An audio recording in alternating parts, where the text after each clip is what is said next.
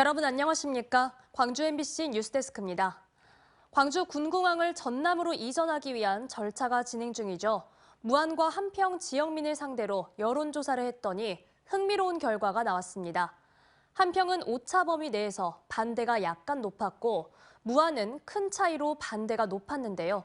하지만 정작 무안국제공항 인근 지역 주민들은 찬성 비율이 높게 나타났습니다. 주현정 기자입니다. 광주전남연구원에서 분리한 광주연구원이 처음으로 수행한 과제는 광주 군공항 관련 여론조사였습니다. 광주연구원이 광주 군공항 이전 후보지로 거론되는 무안군민과 한평군민 각각 500명씩을 상대로 찬반을 물은 결과 두 지역 모두 반대가 높게 나왔습니다. 다만 한평의 경우 반대가 45.1%, 찬성이 42.5%로 오차범위 안이었고 무안의 경우 반대가 56%, 찬성 37%로 반대 여론이 19%포인트가량 더 높았습니다.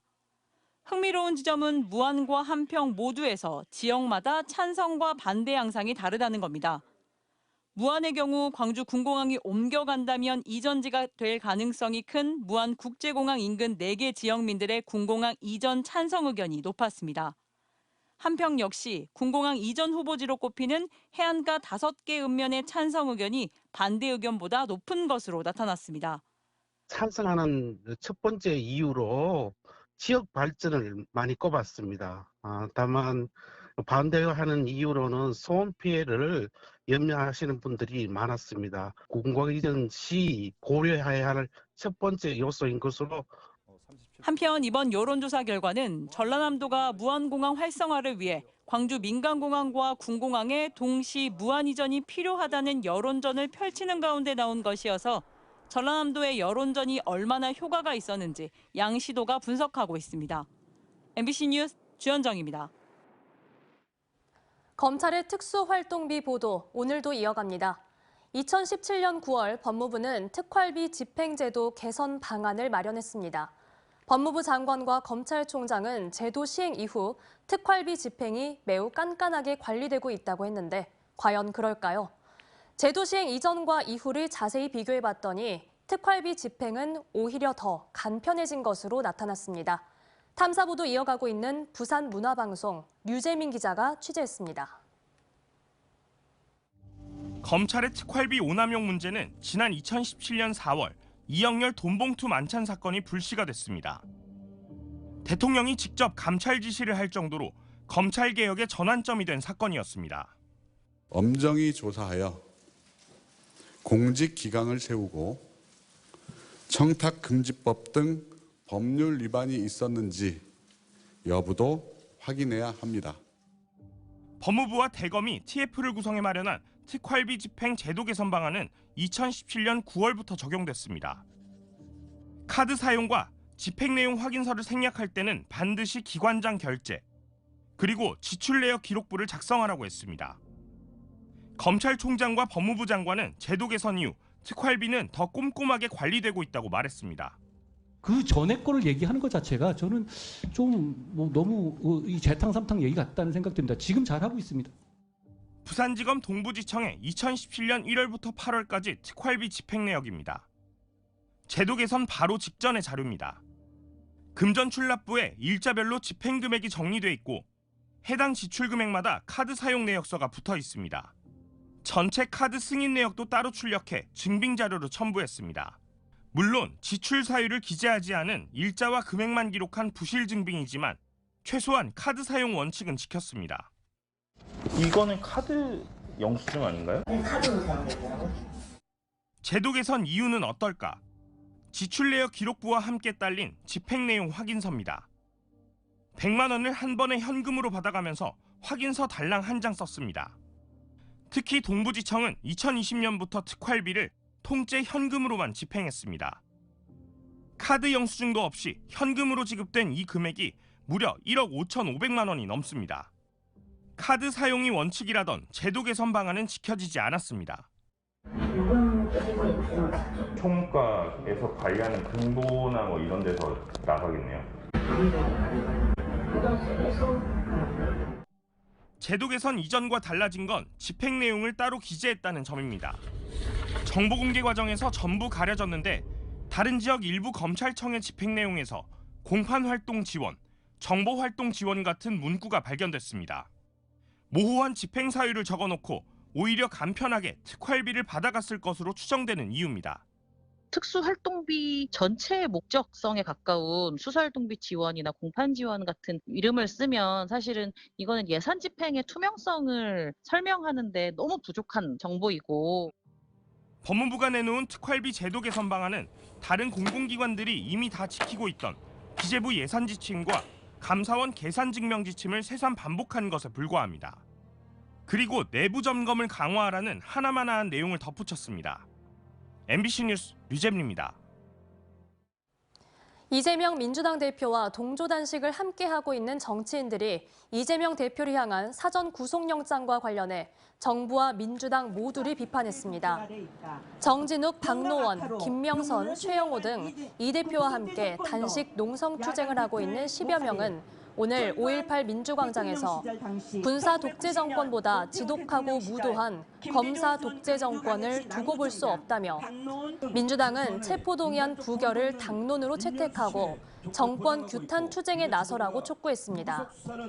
친이재명계 원외 인사 등으로 구성된 더민주 광주혁신회의도 시의회에서 기자회견을 열고 윤석열 정권의 검사 독재를 심판하고 민주주의를 세우기 위해 투쟁 총집결에 나서겠다고 밝혔습니다.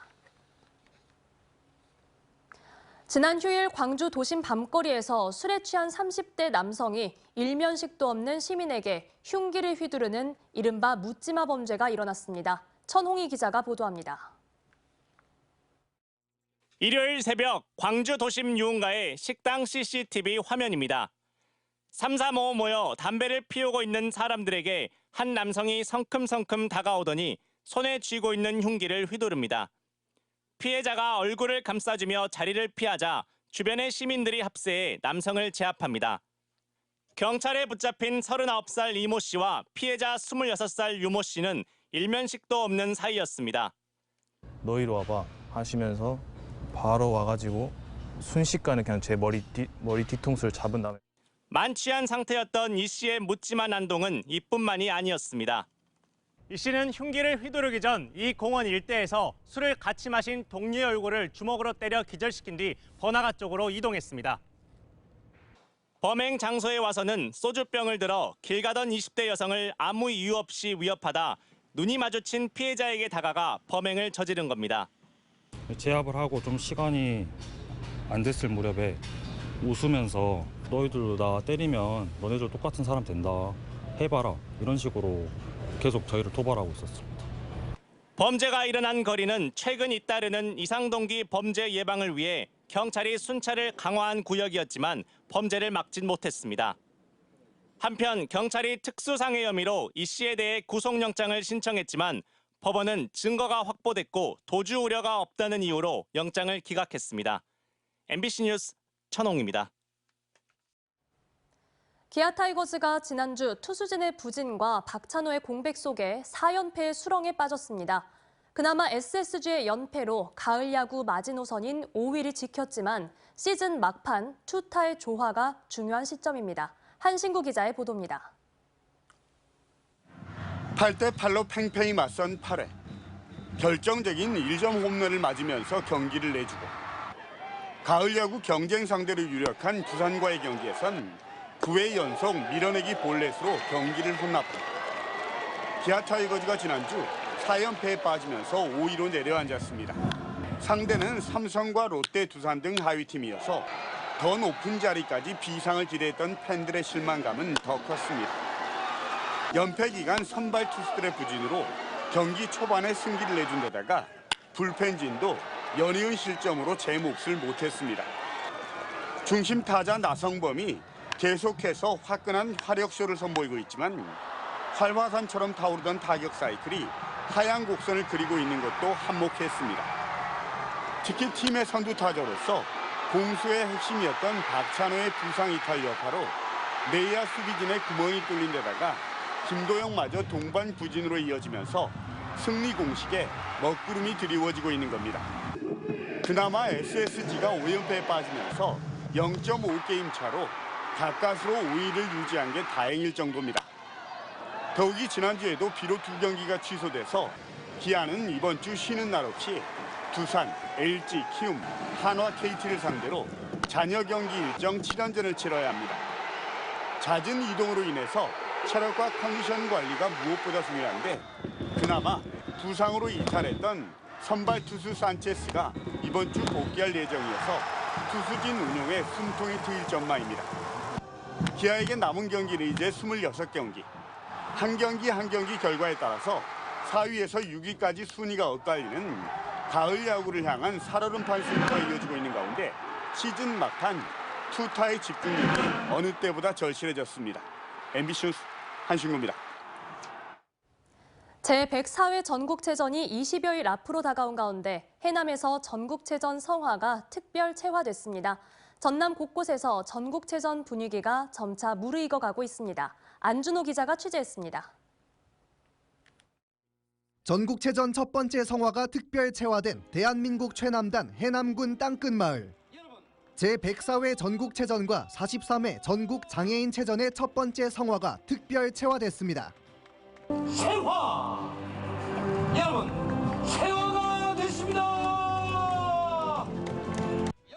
성화를 건네받은 전남지사는 22개 시군을 상징하는 22걸음을 걸어 구령대에 올라 성화봉을 들어 올렸습니다. 사실상 전국체전이 시작됐음을 알린 겁니다. 불꽃을 다하는 전국체전 마지막 날까지 우리 전라남도는 도민화합체전, 문화관광체전, 국민감동체전, 미래희망체전이 될 수 있도록 모든 노력을 다하겠습니다. 특별 체화된 성화는 안전 램프로 옮겨져 10월 10일에 있을 성화봉송 행사 전까지 전남도청에서 보관됩니다. 공식 성화는 10월 3일 강화도 만이산과 목포 북항 노을공원에서 각각 체화돼 전남도청에 안치됩니다. 10월 10일 특별 체화 성화와 공식 체화 성화의 합화식을 한 뒤에는 도내 22개 시군 147개 구간을 4일간 순회 봉송할 예정입니다. 성화 봉송 주자는 시군 추천과 공모를 거쳐 685명이 확정됐습니다. 해남 땅끝에서 첫 성화가 체화가 됐습니다. 이제 안전체전, 다시 우리 전남을 찾아올 수 있는 그러한 체전으로 만들겠습니다. 전남에서 15년 만에 다시 열리는 전국체전. 10월 13일부터 19일까지 목포 등 전남 22개 시군에서 49개 종목이 분산 개최될 예정입니다. 이번 성화 특별 체화를 시작으로 제104회 전국체전은 사실상 시작됐습니다. MBC 뉴스 안준호입니다. 김대중 컨벤션센터와 광주관광재단을 통합해 출범한 광주관광공사 초대사장 후보자에 대한 인사청문회에서 후보자의 실무 경험과 인적 역량 부족이 도마 위에 올랐습니다. 오늘 광주시의회 인사청문 특위에서는 호텔 경영학과 교수 출신 김진강 후보의 마이스 산업과 무역 투자 분야 경험 부족 등이 광주시 최대 지방 공기업을 이끌기에 부족할 수 있다는 지적이 제기됐습니다. 시의회는 추가 인사 검증을 거쳐 오는 25일까지 적합 또는 부적합 의견을 담은 청문 경과 보고서 채택 여부를 결정할 예정입니다. 광주 북구가 도로로 단절된 한세봉과 삼각산을 잇는 시민의 소슴길 2구간 조성사업 착공식을 열었습니다.